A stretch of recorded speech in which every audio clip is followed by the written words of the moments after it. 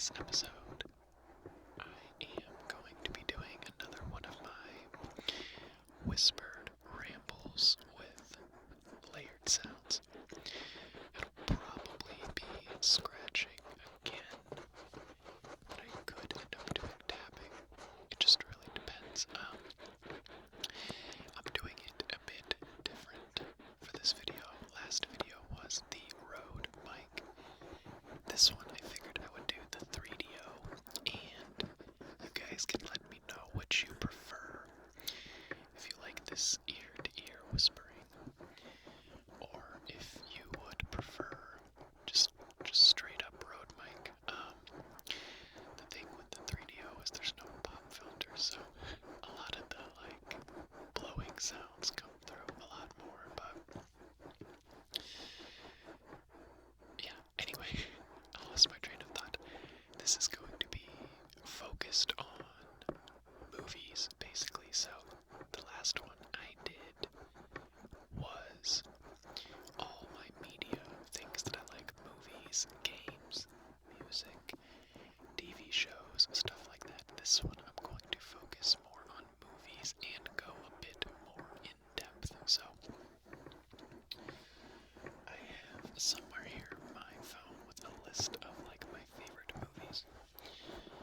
Now, I didn't get every little thing because it's kind of impossible with all the movies I've seen, but I did my best to look through some lists that I have. And I think I have a pretty good idea. Now, you will hear my chair squeaking like that. I don't know if the mic is picking it up. I need to WD-40 this thing, so I'm gonna try to stay still, but there's no promises that's gonna work out perfectly. I am going to bring up the list real quick. Let me... I'm gonna turn off auto lock so I can just set it down.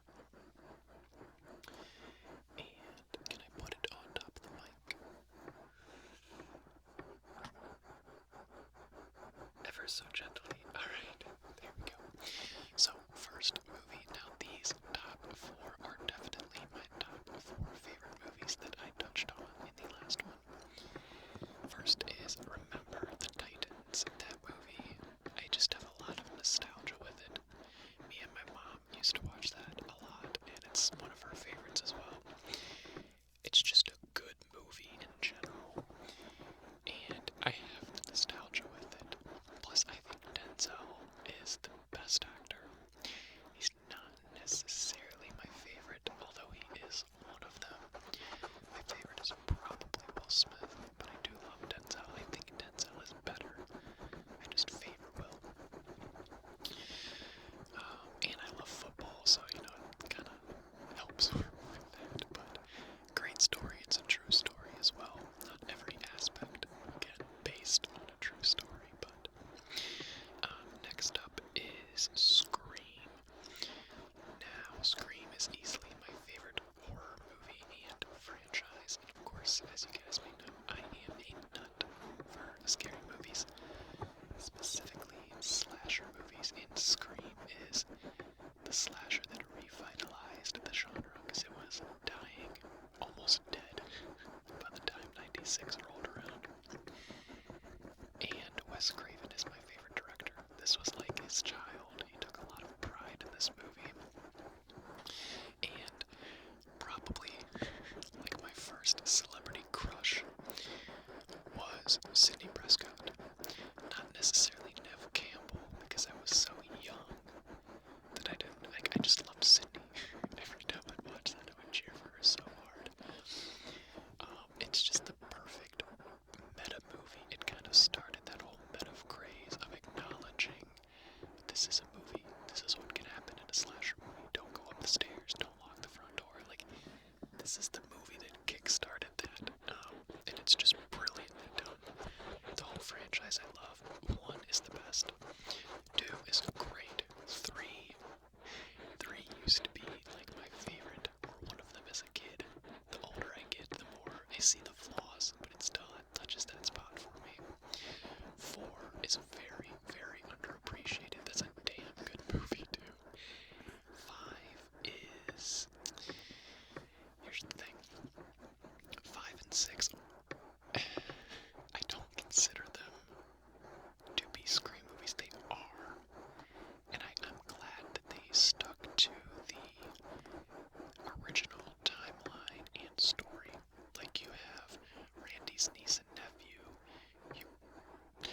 spoiler alerts here coming throughout this, but you have Billy's daughter, you have Stu's nephew, I believe. So like they keep it in canon, like storyline, but I wish they would have focused more on Sydney in that story, and I should have known that they weren't going to, and they brought in these new characters, and it's good. I love Jenna Ortega. She's a phenomenal upcoming actress. But it doesn't feel like Scream, but 5 is good. I do enjoy it. 6, it's mediocre. It's decent. It's easily the worst of the bunch, I feel. You could say Scream 3, technically, from a cinematic standpoint, is probably the worst, but I don't care. It's nostalgia, it's Wes Craven. The Scream 3 is super, super meta, and yeah, I don't know, but I'm harping too much on Scream. This has becoming a Scream rant. Next up is A Christmas Story. Now, I'm not gonna focus on Christmas movies. I think I'll save that for Christmas time, but I do love Christmas movies in general. But A Christmas Story is easily my favorite and one of my favorite movies in general. So I had to put that on here. It's one of those ones that I can quote. Same with Scream, Remember the Titans, like I can quote these movies practically. Next up we have The Wizard of Oz, another super nostalgic movie that I would watch all the time when I would go to my grandmother's house. I had it on VHS and I would watch it. I just love that movie. Such a classic. Another one I'd watch at her house a lot was Scamper the Penguin. That's a very, obscure movie that I'm sure nobody listening to this knows. I think it came out in, I want to say, 88, 86, somewhere around there, in the mid to late 80s. And apparently it was originally a Russian movie that was, translated and dubbed over to English. I forget what the Russian version is called, but it's based in Alaska, where the Russian fishermen come over, so it makes sense in hindsight. I never knew that growing up, but yeah, The Wizard of Oz, great.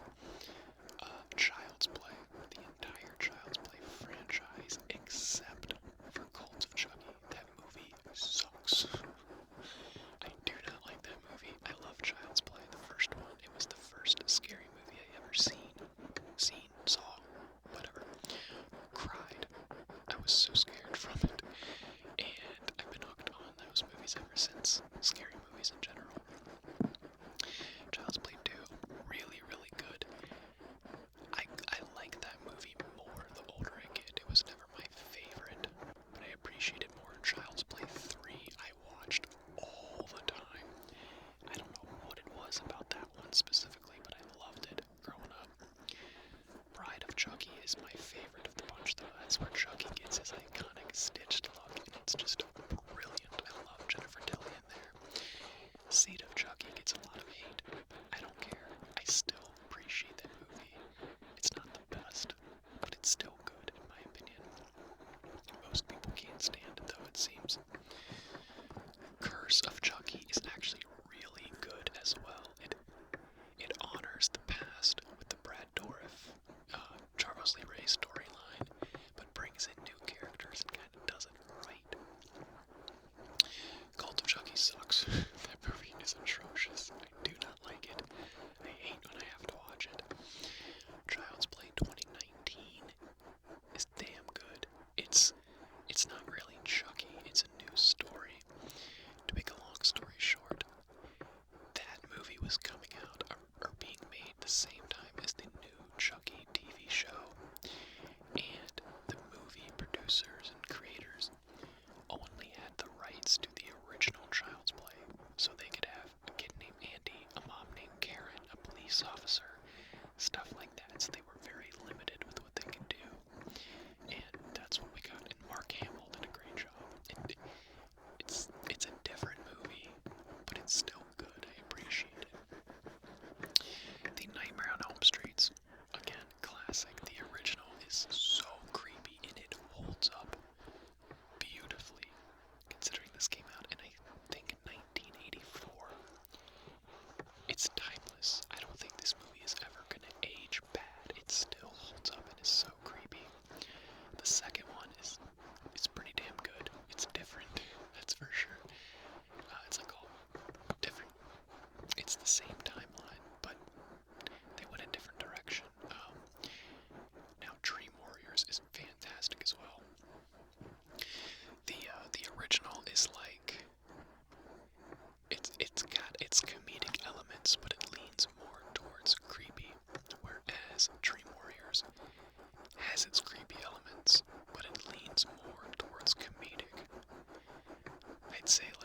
first is like 65, 35, and the third is like 60-40 in terms of comedic, whereas, the original leans more towards the creepy, but, and then the fourth, I can't think of the name of it. I'm stumped. But it's pretty decent.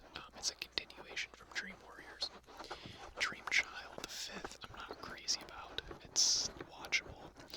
Freddy's Dead, the sixth, is one of the worst, if not the worst, horror, iconic, like, slasher sequel ever. That movie is so... Cult of Chucky looks fantastic compared to Freddy's Dead. Screw that movie. Wes Craven's New Nightmare is fantastic, on the other hand. That is very different. That is meta. You want to talk about Scream being meta? Well, Wes Craven's New Nightmare came out around the same time as Scream, I believe. And with Wes Craven's New Nightmare, how do I explain this? Heather Langenkamp plays Heather Langenkamp, who played Nancy. So, like, in the movie, I don't even know how to explain this. In the movie, Wes Craven's New Nightmare, Nightmare on Elm Street exists, and Heather Langenkamp's husband is, like, working on a new Freddy glove for the new movie, and it, like, comes to life and starts killing people. And Wes Craven is even in the movie, and so is Robert Englund, the guy who plays Freddy, and she calls them, and you're like, you see the actors who are playing the character. It's just very meta, and it's great, great story. Freddy vs. Jason, a lot of people don't like. I got a lot of nostalgia with that. The remake, the 2010 remake, is not good. One of the Mara sisters, she was terrible. She even admitted that she did not like horror movies, didn't care about it. It was just a job and a paycheck to her, and screw her for that. She ruined a classic. And then that's it for those movies, I believe. I need to speed it up here. Once I get past my iconic horror movies, this won't be as long. Halloween. Again, the classic, the original is fantastic. I watch that like 4 times every October. The second one is pretty damn good as a continuation. You already saw my tier list on this, so I'm not going to go too in depth. Halloween 3 is very underappreciated. People need to give that a shot. Just because it doesn't have Michael Myers, they dismiss it, much like I did growing up as well. Halloween 4 is probably my favorite, right next to the original. I can never decide which is my favorite. Halloween 5, not very good. Halloween 6 sucks. H2O, damn good. Top 3 in that franchise for me. Resurrection, not good. I think it gets more hate than it deserves, but it definitely deserves hate, don't get me wrong. The Rob Zombie movies, the first one I really enjoy, the second one, not so much. Actually, not at all, to be truthful. And then the new trilogy, Halloween 2018, chef's kiss, beautiful. Halloween Kills, damn good, very good. Halloween Ends, that was so disappointing. I mean, I have never been more... I shouldn't say that. I don't think I've ever been more disappointed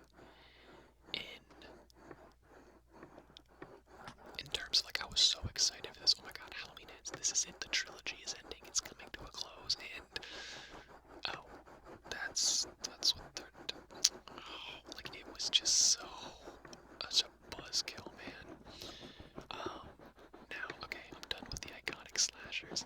You have other ones like Texas Chainsaw Massacre, but I wouldn't put that, like, in my favorites per se. I didn't grow up with it. I saw the remake, the 2003 remake, I think, first, which is very good. It's a great remake. And then Friday the 13th.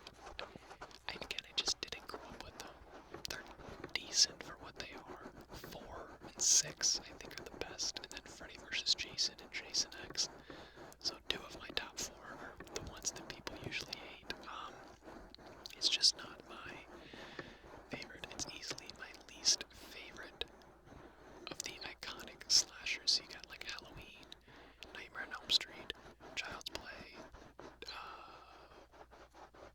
Friday the 13th, Scream, if you want to include that as a classic at this point, Texas Chainsaw. Friday's definitely my least. Hellraiser, I like the original movie, but I never really saw much of the others. I definitely want to, I just can't speak on it that much, and it's not one of my favorites, so.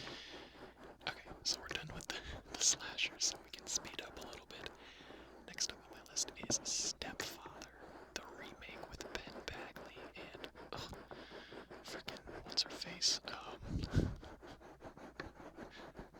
Amber Heard. We won't get into that, but that movie is so good. I haven't seen the original, and I really want to at some point. Well, there's a couple. I think there's 3 originals, but I love Ben Bagley's version. Like, so good. I watch this movie all the time, like in high school.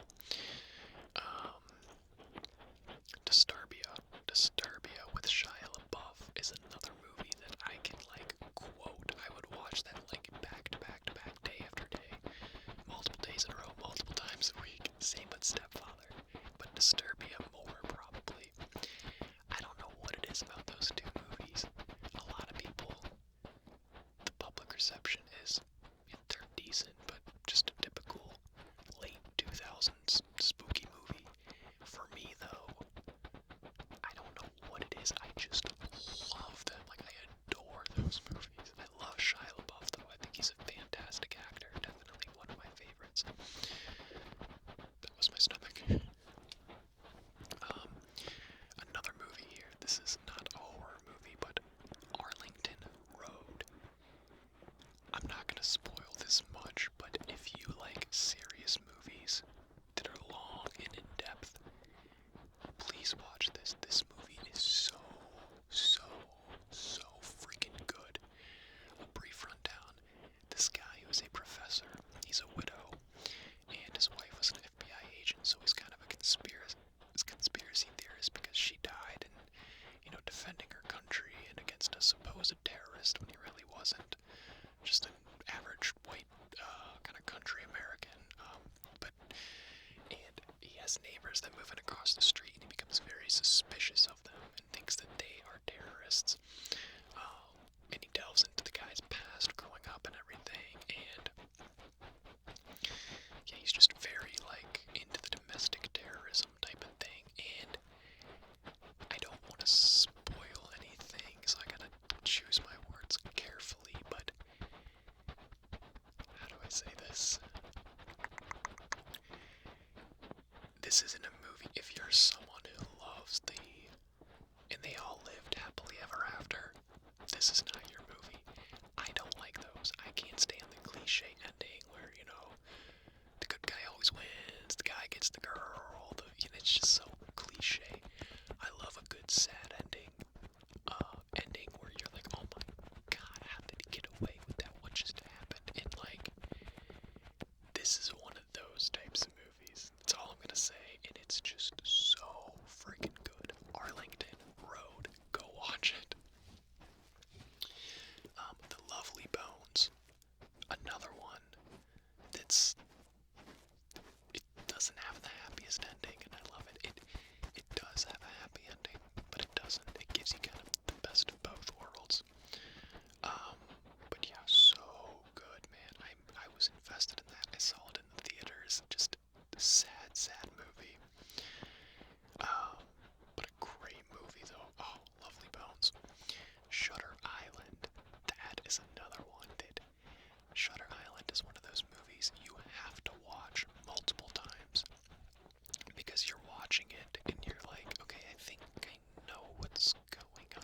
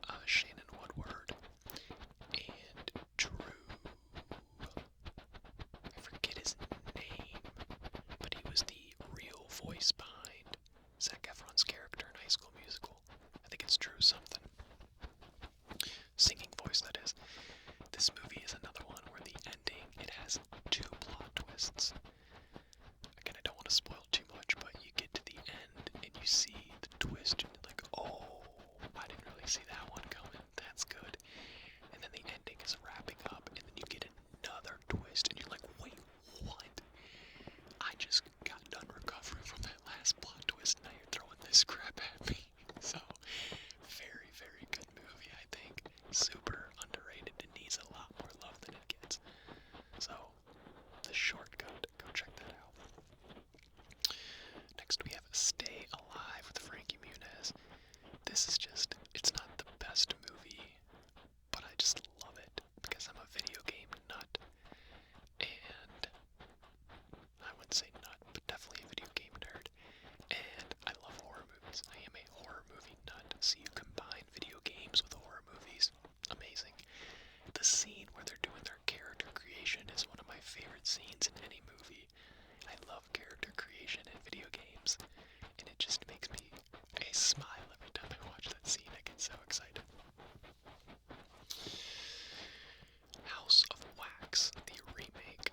I've seen them all, but I grew up with the remake from like 2005, and I love it. I watched it so much on DVD that my DVD quit working. So, really good movie. I mean, Paris Hilton is in it, but whatever, you gotta deal with that.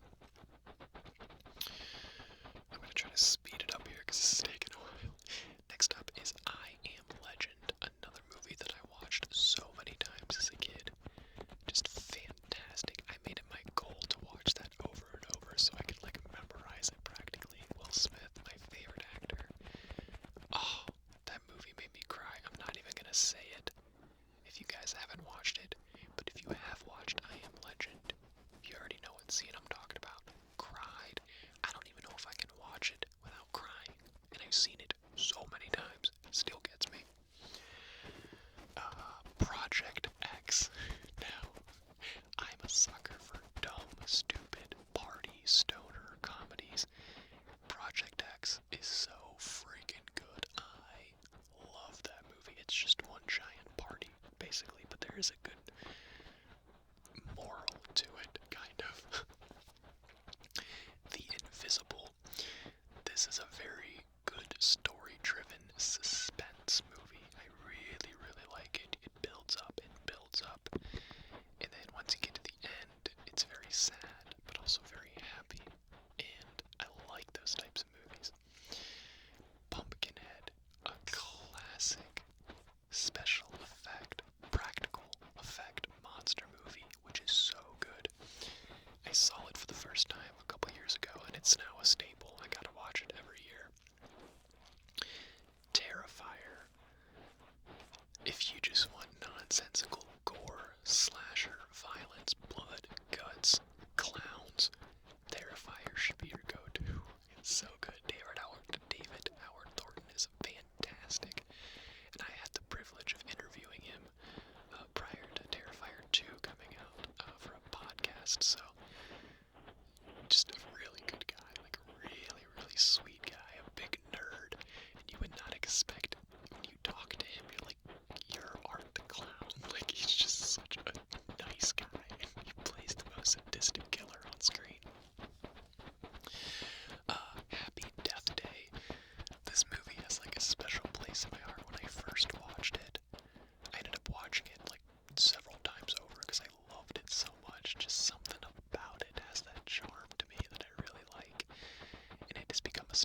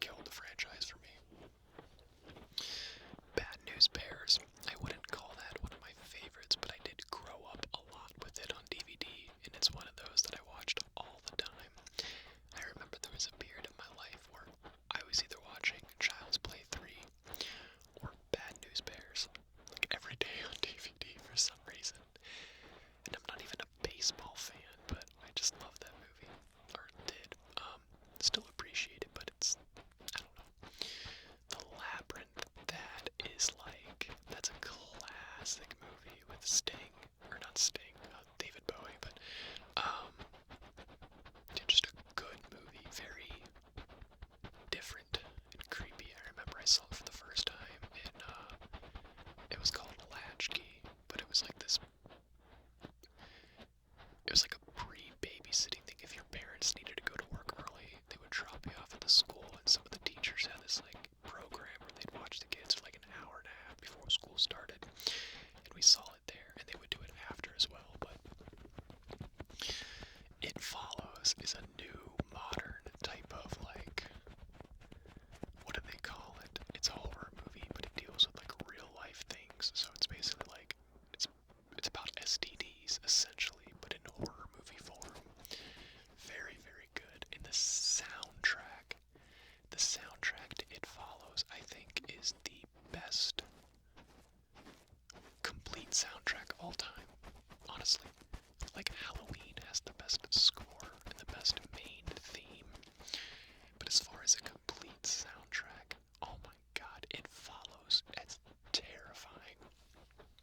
I think Disaster Piece is the band that made it. I could be wrong, but The Conjuring, the whole franchise is pretty good, but the original, to this day, I will say is one of the most terrifying movies I've ever seen in my life.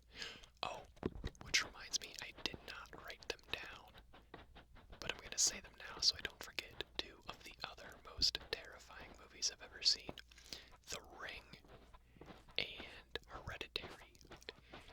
The Conjuring, The Ring, and Hereditary are three movies that I don't care how many times I see, how old I get, they will scare me. And that is very rare for me because I've seen so many horror movies my whole life that I'm pretty much desensitized to them. Not with those three. Next up is Sinister. Something about that movie. I love the story. Ethan Hawke is very good. Another soundtrack that's very creepy. And the whole story in the videotapes. Oh, it's very unsettling, and it leaves that like pit in your stomach where you're like, oh god, what the hell did I just watch? What else do we have here? The Strangers. Oh yeah, one of my biggest fears, other than like spiders, is like, it's not even a fear, it's just like the thought of being like stuck in a house, like in the middle of nowhere, and people are watching you, like terrorizing you, trying to break in, playing like a cat and mouse game. That idea just scares me so much, and that's what The Strangers is. So, Monster Man. This is another very, very, very, very unknown movie. I don't even know who the actors are, who wrote it, who directed it. The budget's probably like $300,000. It came out in like the mid-2000s, and it's like a very cheesy comedic horror movie, and it's just so good. I don't even know how to explain it. You just gotta look it up. Monster Man. I think from like, I want to say 2007-ish. Clue. Clue is another good classic. Kind of like Labyrinth. Tim Curry. I mean, Tim Curry's an icon. That movie's really good. Cabin in the Woods. Another one of those movies where you don't expect what just happened to happen. It's a good plot twist at the end. Not even at the end, but in the third act, I guess. Split. Split is fantastic. I've never seen Unbreakable, and I've never seen Glass, although I do want to eventually, but yeah, I love Split. So good. The Butterfly Effect. That is another one that I think the story is so fantastic. And I don't know, I used to watch that a lot as a kid as well. I have it on DVD, and it has like 4 different endings, I want to say.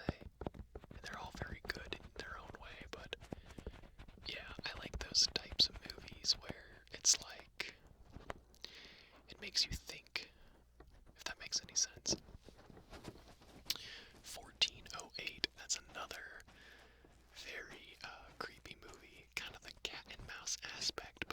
ghost type of way, which again adds that extra creepy element to it with Samuel L. Jackson, although he's not in it that much. John Cusack is the main character. He's another fantastic actor. Session 9. Session 9. That is another one that doesn't get a lot of love. And it's one movie that you have to watch. It's like Shutter Island. You need to watch it multiple times to really understand it. And there is still no, like, definitive ending. Okay, this is what that means. This is what happened. It's more up to your interpretation kind of thing. But it's very, very good. It's more of a suspense. It leads itself to believe it's going to be super scary with these jump scares. And you're kind of waiting and waiting and waiting. And that's what makes it scary. You're always waiting for something scary to happen. The Crazies. Now, I haven't seen this movie much, actually. I think just once or twice. The remake, that is, the original by John Romero, I believe. John Romero. Did I just say John Romero? Oh my god. That Romero, I can't think right now. Or is it John Romero? Why can I not think of his first name right now? Either way, the original's good. But, the remake, I think the remake is the best remake of a movie ever, maybe. Because it is exactly how remakes should be done.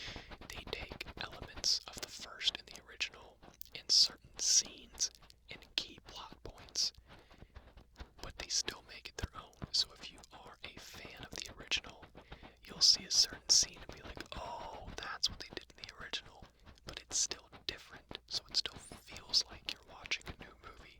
Very, very well done. I gotta speed it up here. Well, I'm like halfway through. Okay. Trick or Treat. Trick R, like the letter R, treat. Another one. It's one of those movies that has multiple perspectives. At the very beginning of the movie, you see like the ending, and then they take you through different perspectives and different characters and piece them all together. So like in the first scene, you see this guy banging on a window from his house, and then someone tackles him, and you're like, what the hell? That's a key plot at the end of the movie, and it's all like knitted together in a very good way. What do we have next here? Okay, we have two guilty pleasures of mine that I loved as a kid, and I would never tell anyone that I loved, but at this point as an adult, I just don't give a shit. Twilight and High School Musical. I don't care. They're good movies. Get at me. Well, okay, the older I get, the less I like Twilight. I will say that. It becomes very corny and cringeworthy to me when I watch it now, but I loved it as a kid. And High School Musical, I'll always like. Just got a place in my heart. Lemonade Mouth. I never actually saw until I was in like late high school, because that had come out when I was like done watching Disney movies and stuff. But I thought, you know what? I think I remember specifically I was reorganizing my room and I just put something random on Netflix and I couldn't stop watching it. I love the songs, the story's very good. It's like a Disney version of The Breakfast Club meets Glee in a way. Sky High is another one. Something about it I've always really liked. It hits me in the heart in the right way. People Under the Stairs by Wes Craven. Again, my favorite director. This is like the perfect B horror movie. I just love it. It's very different, but very good. Prisoners. That movie with Jake Gyllenhaal is, that takes you on an emotional ride. That is for damn sure. It is great. It's one of those movies at the end where, again, it's up for interpretation. It is, but it isn't. It ends right where, like, how do I explain it without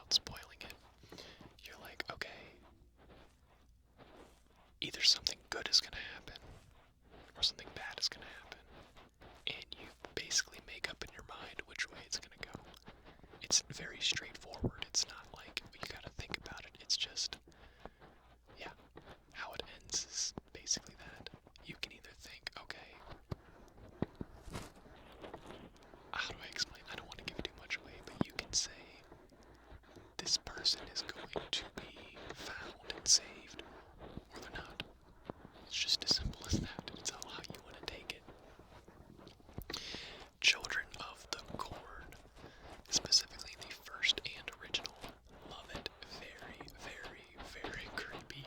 Something about Killer of Children is very eerie, and once you've seen that movie, you can never drive past a cornfield in the middle of nowhere without thinking about it.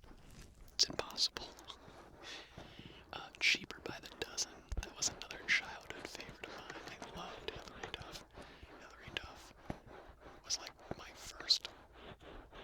Oh no, Britney Spears was my first crush, but Hilary Duff, to this day, I still love her, and she's like my celebrity crush easily.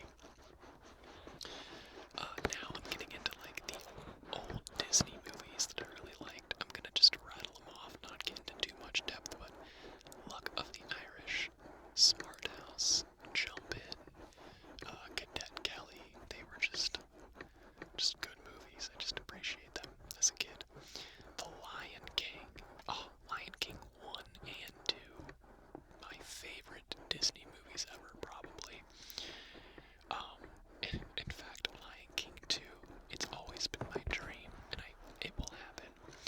I want a dog named Kovu, Kovu, specifically because of that movie. Pinocchio is another classic childhood favorite. I loved that movie growing up. Pay It Forward, oh my god, the summer of 2003, I watched Pay It Forward so many times, specifically the ending. I would watch that ending over and over and over, and just, again, I won't spoil too much, but I would just get so sad. That was like the first movies that I watched where I was like, oh my god, this just breaks my heart, and it's very impactful. The Uninvited, I think from like 2009, another very good creepy movie where you get to the end and you're like, oh, I didn't see that coming. Kind of like Shutter Island in a way, with that element of it. Dr. Sleep, oh, one of the best movies ever. I came out of the theaters and I was like, that's hands down one of the greatest movies I've ever seen. So freaking good. I've only seen it like 3 times and I really need to watch it more. And I want a full movie based on the main antagonist, the girl in the hat. I want her own movie. She's so good. Now we got other B horror movies. Zombievers. Such a dumb movie, but so good and cheesy. Stitches. With the Killer Clown movie. It was made in Ireland. Again, dumb, but so good. And then Killer Clowns from Outer Space. That is the perfect B horror movie. I'm also a sucker for any, like I said, dumb, raunchy, stoner comedies. So I got a couple of them here. Neighbors 2, Superbad, 21 Jump Street, 22 Jump Street, the American Pie franchise, Pineapple Express, Step Brothers, The Interview, Knocked Up, 40-Year-Old Virgin, like those types of movies. Sausage Party. I know, I'm immature. I don't care. I'll laugh at a penis joke 10 times out of 10. It's just how it is. Basically, if it has Seth Rogen, Jonah Hill, the Franco brothers, Zac Efron, I'm gonna watch it. So, Grave Dancers, another very unknown movie, but very creepy. The older I get, it becomes less scary and more dumb. But as a kid, it terrified me. House at the End of the Street with Jennifer Lawrence.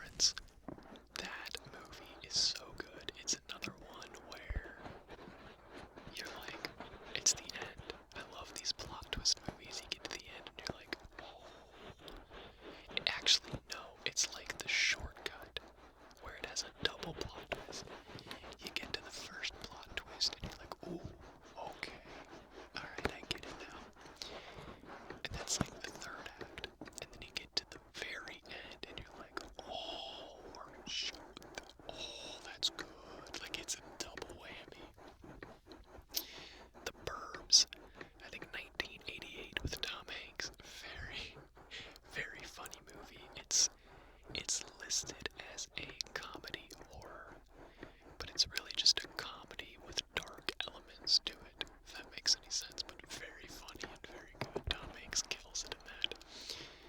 Vacancy 1 and 2 are good, but 1 is much better. It reminds me of The Strangers, but based in a middle of the nowhere motel. Very, very good. That cat and mouse type of feel. Dead Silence. I think I like this mainly because of Child's Play. I'm kind of a sucker for those killer doll puppet movies. So, Faculty. Faculty is one. You look at the cast of that and you're like, good lord, they got everybody and their mother in this movie.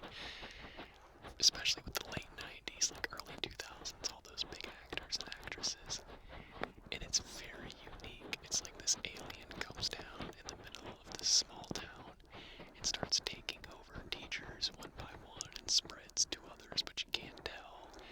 And then you don't know who's infected, who's not. You gotta find the queen. It's different, and I really appreciate it. It's got Josh Hartnett in it. Again, I said late 90s, early 2000s, so. Last Shift. I saw that on Netflix, and I've seen it so many times. Well, not so many, but that's another one where I would watch often because I just thought it was so damn good. Very, very, very freaking creepy.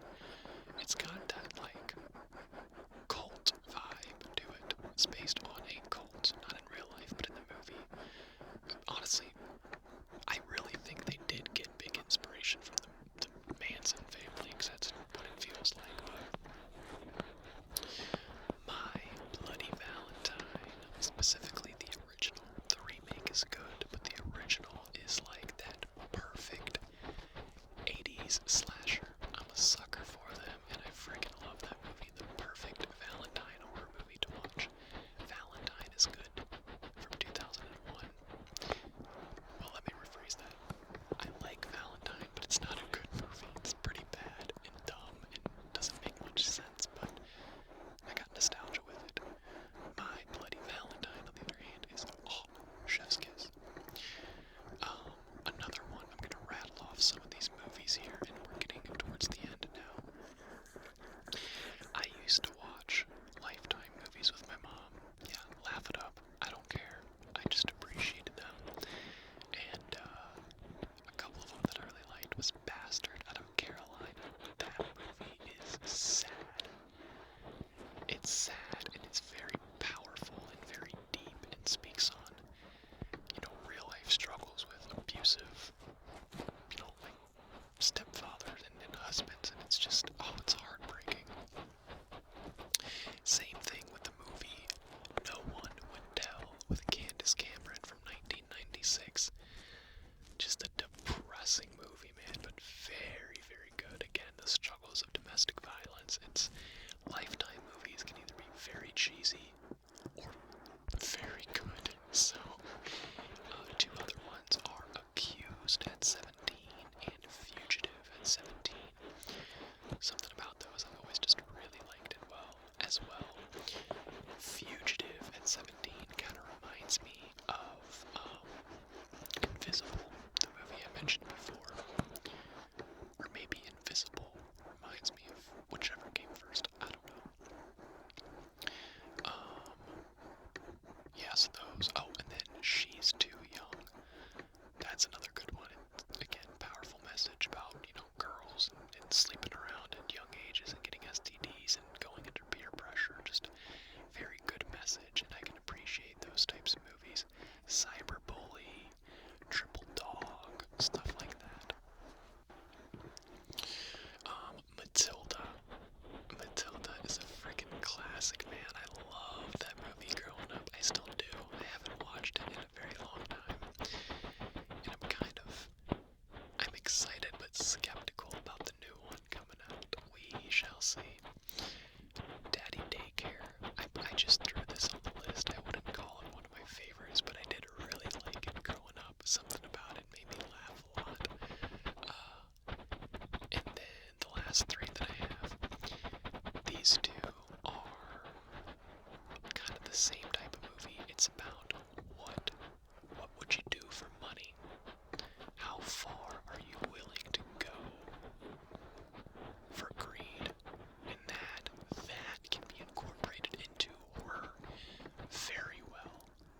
first one is 13 Sins.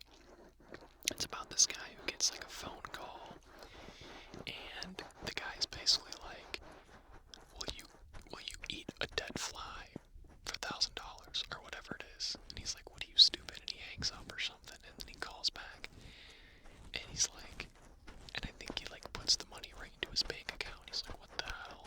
And he's like, eat the fly. And so he does it, and then he gets like the other half of the money or something. And you're like, oh my god, okay. And then each time he does it, the ante goes up, and he has to do something more extreme and more extreme and more extreme.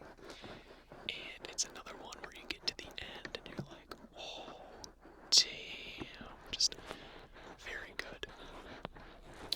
Next is Would You Rather, kind of the same concept. It's got, what's his name? Is it John Hurd? The dad from Home Alone? I think it's John Hurd. It's also got Sasha Grey, the porn star, in it, randomly. I think Brittany Snow is in it as well. I think she's the main actress. She was also in Prom Night. I think. I could be wrong. But I think that's who it is. Either way. That movie is like, it gathers a bunch, it's like Clue meets scariness. They get a bunch of random people all together and play the game Would You Rather. But it's deadly, and after each round, someone's gonna be eliminated, by death. So, and the winner at the end gets a large sum of cash. And actually, Would You Rather, or no, let me rephrase that. Squid Game. You will not convince me to not steal the concept from Would You Rather, because it is like the exact same thing. Even the ending is like very similar in a way. Like, I'm telling you, they totally got inspiration from Would You Rather. And the last one I have is Fear of the Dark.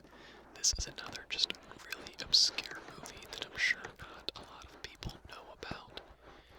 And it's kind of cheesy, but it's good. It's this kid who's petrified. Oh, sneeze. Alright, we're good. This kid who's petrified of the dark and needs every light on in the house. And then his parents go out on a date, and his older brother is babysitting him. And all the lights go out, and you're like, oh god, he's freaking out. But what no one else knows is when the lights go out, this demon comes out and attacks him, and he's got these claw marks on his back, and his mother's like, what the hell happened to you? Were you getting bullied in school? But nobody else can see this stuff, and it's one of those movies where it's like, perception is a reality, and if you are that afraid of the dark, you will actually see your worst fear in the dark. Fear of the Dark, hence the name. Just a very unique movie. It's not like the best, but I like it. And I have a lot of nostalgia with it. I have it on DVD, and I'd watch it a lot. I think it's actually my aunt's DVD, but I have it. I've had it for years, so I guess it's mine now. Or my cousin's or something.